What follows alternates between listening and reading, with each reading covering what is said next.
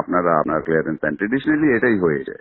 আর আমরা করতেছি কি, আমাদের একটা লেড আউট পলিসি না থাকলেও আমাদের থার্ড পার্টি যারা অনেক জায়গা হয় কি, স্পেশালি আপনার সফটওয়্যার কোম্পানিগুলিতে, তারা এখানে কন্ট্রাক্ট, গভর্নমেন্টের কন্ট্রাক্ট, অন্য কন্ট্রাক্ট পায়, তারা কিন্তু as worker they bring in not direct work permit people হিসাবে, they bring in as contract worker.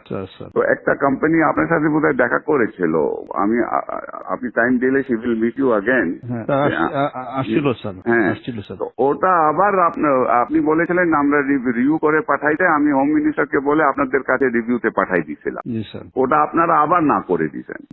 আপনারা করেছেন না অন দ্য গ্রাউন্ড দ্যাট বিডার কোনো পলিসি নাই এটার ব্যাপারে।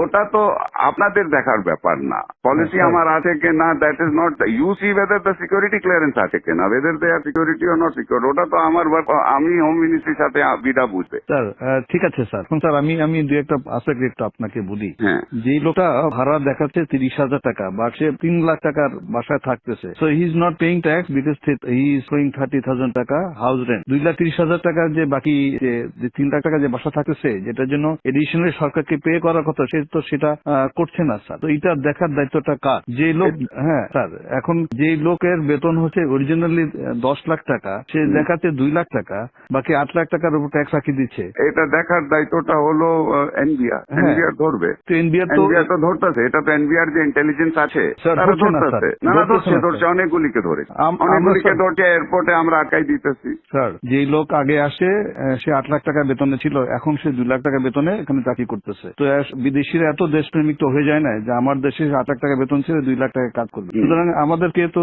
এইগুলো যখন অবজেকশন দিয়েছি, তখন সে তার বেতন আবার বাড়ায় 6 লাখ টাকা করেছে স্যার। ওটা ঠিক আছে না, এট সাম পয়েন্ট এটা তাহলে আমরা বসি, let us sit down with NBR, everybody, আমরা বসি। কিন্তু point is responsibility basically is NBR. Sir NBR is not doing it, then you should point out to them কে তোমরা করো।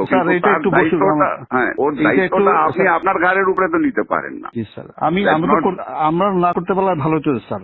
তবে এই প্রসেসে আমরা সরকারের রেভিনিউ আনে বড় একটা অংশ রেখেছি। না এটা ঠিক আছে, এটা আমরা তাহলে মিটিং করি, আমরা আপনারা মিটিং করি। কিন্তু এই কেসে তো this is not the case.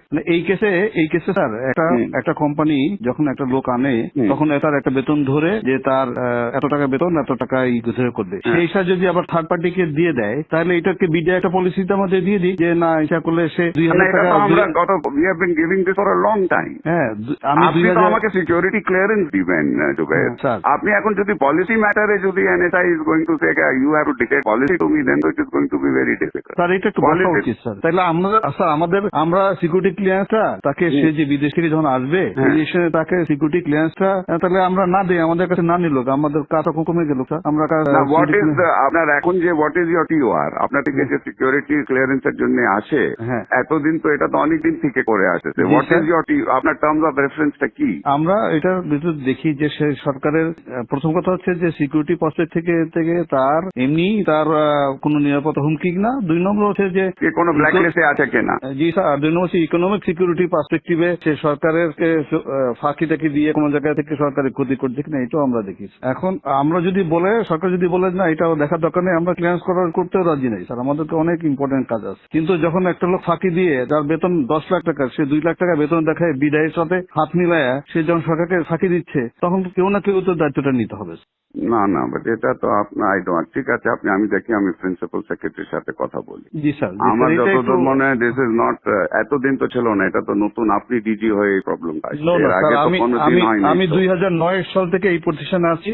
I work as director external, এবং যারা এরকম ট্যাক্সের ফাঁকি দিচ্ছে এই বিষয়গুলো সবগুলো আমরা এইভাবে করে ধরেছি। এবং আমরা যখন অবজেকশন দিয়েছি, ওরা আবার বেতন বাড়ায়, যেটা লিগাল যে পায়, যে বাড়ি ভাড়া যা 3 লাখ টাকা দিয়ে করতেছে, সে তখন 3 লাখ টাকা বাড়ে ওটার উপর সরকারকে ট্যাক্স দিয়েছে স্যার। চিটাগাং পোর্ট দিয়ে স্যার হাজার গাড়ি আসে, ওগুলো আটকাই ওরা ট্যাক্স দেয়। So I am adding value tax to the government. Although এখন বলবেন যে না, এটা তো রেসপন্সিবিলিটি না স্যার। এটা যদি সরকার বলে দেয় যে না, এগুলো করার দরকার নেই, আমরা কিছু করবো না স্যার, আমাদের কাছে ক্লিয়ারেন্স না পাঠাইলে তো হবে না স্যার। কিন্তু বিডা আমাদেরকে বলতে হবে যে তারা যদি জাস্টিফাই করে যে একটা লোক বিডা যদি কম্প্রোমাইজ না হয়, আমাদের তো কোনো অসুবিধা নাই। আমাদেরকে একটু ক্লিয়ারলি বলে দিক যে একজনের জন্য নিয়ে এসে একজনকে দিতে পারবে, বা 2-3 হাত ঘুরে সেই লোক কাজ করতে পারবে, আমাদের কোনো অসুবিধা নাই স্যার। একটা মিটিং হলে ভালো হয় স্যার। আমাদের জন্য সুবিধা হয় স্যার। আচ্ছা, ঠিক আছে, আমি দেখি আমি একটা মিটিং এর ব্যবস্থা করি, আমি প্রিন্সিপাল সেক্রেটারির সাথে কথা বলি। জি স্যার, এটা একটা জি sir. We need to get a clear guidance on this. এবং আমি স্যার 2012 বছরে এই পজিশনে চাকরি করতেছি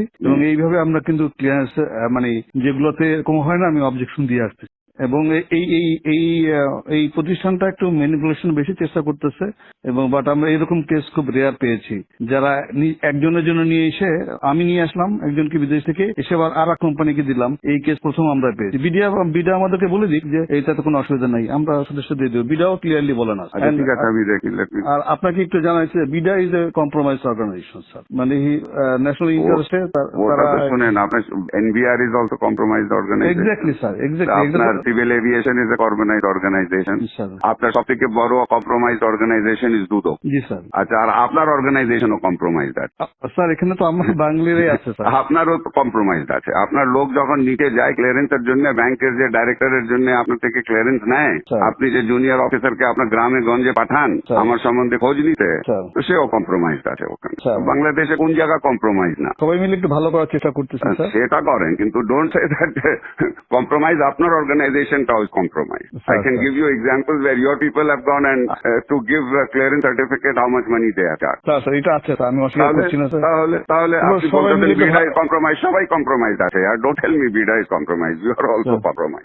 you want examples, I can give you examples. Sir আমাদের পিওর থেকে এটা বাড়তে দিলে আমরা উই আর হ্যাপি, আমরা ক্লিয়ারেন্স ঠিক আছে, আমি let me talk to principal secretary to find out exactly where we are. এটা তো we have to understand.